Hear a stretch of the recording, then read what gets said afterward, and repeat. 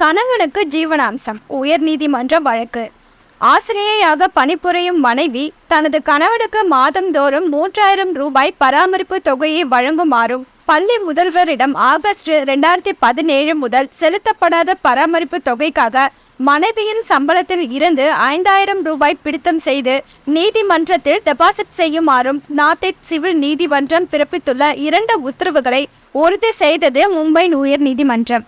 இந்த திருமண சட்டத்தின் பிரிவு 24 மற்றும் 25 ஆனது விவாகரத்து ஆணைக்கு பிறகும் ஆதரவற்ற மனைவி அல்லது கணவனுக்கு இடைக்கால அல்லது நிரந்தர ஜீவனாம்சம் கோருவதற்கான உரிமையை வழங்குகிறது.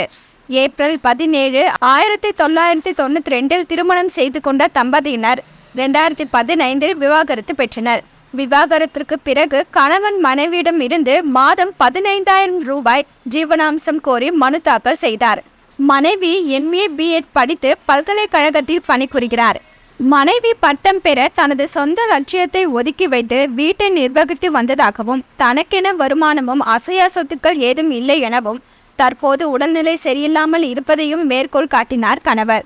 எனவே பராமரிப்பு தொகையாக கணவனுக்கு மாதம் 3000 ரூபாய் வழங்க வேண்டும் என உத்தரவிட்டது நாதேட் சிவில் நீதிமன்றம். என்ன வியூவர்ஸ், இது போல பல இன்ட்ரெஸ்டிங்கான நியூஸை தெரிஞ்சுக்கணுமா?